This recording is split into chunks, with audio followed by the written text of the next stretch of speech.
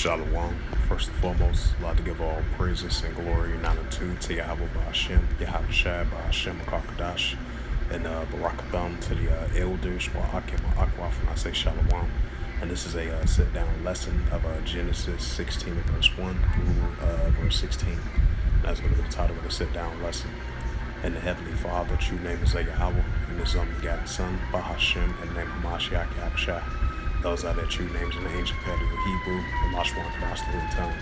I say Barakatham to the elders, Wa'akim Akwaf, and I say Shalom. This is the book of Genesis 16 verse 1. Now Sarah's, Abram's wife, bare no children.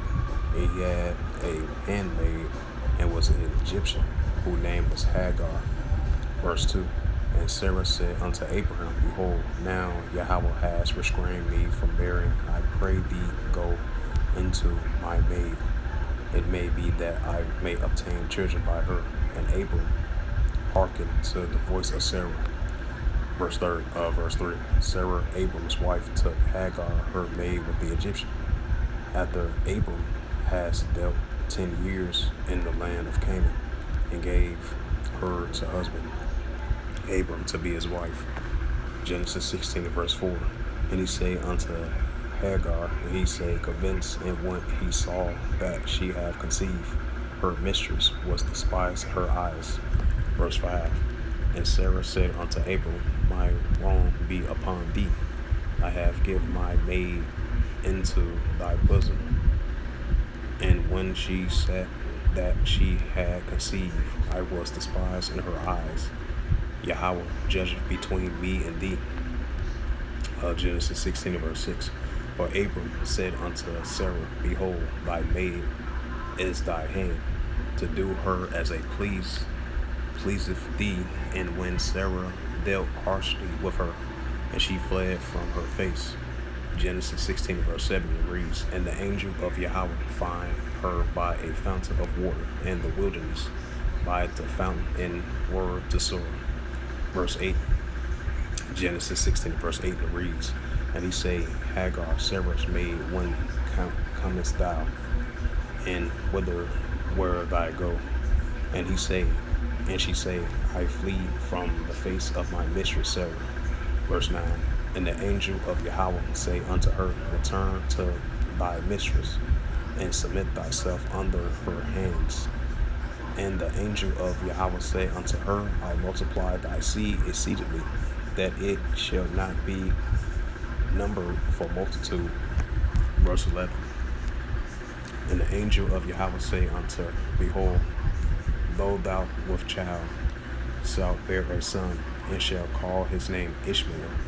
Right, Abram's son Ishmael, because Yahweh has heard thy affliction. Genesis 16 verse 12. And he will be a wild man, or Ishmael a wild man, and his hand will be against every man. That's what we're seeing in the world today, because Ishmael means a wild man. No lie about that. Genesis 16 verse 12.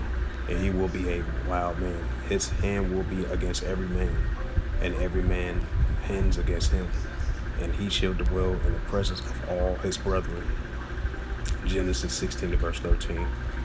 And she called the name of Yahweh that spake unto her, Thou Yahweh seeth me.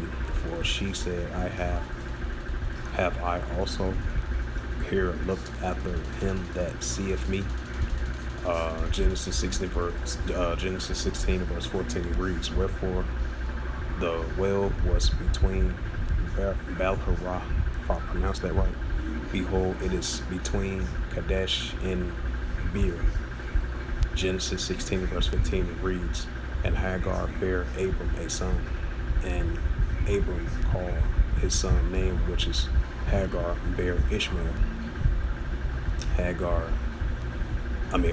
Genesis 16 verse 16. And Abram was 60 years old when Hagar bare Ishmael to Abram. So with that, hopefully this sit-down lesson was edifying. Of this sit-down lesson of Genesis 16 verse 1 through verse 16, and that was the title of the sit-down lesson. So with that, I'd like to give all praises and glory and honor to Yahweh Ba'ashem, Yahweh Shai, Ba'ashem, Makakadash, and the Heavenly Father, true name is Yahweh, and His unbegotten Son, Bahashem, in the name of Hamashiach Yahweh Shai. Those are their true names in the ancient Paleo Hebrew, the lost one, Kadash the whole tongue. And I say Barak Atham to the elders, Wa'akim Akwaf. Till next time, I will say Shalom.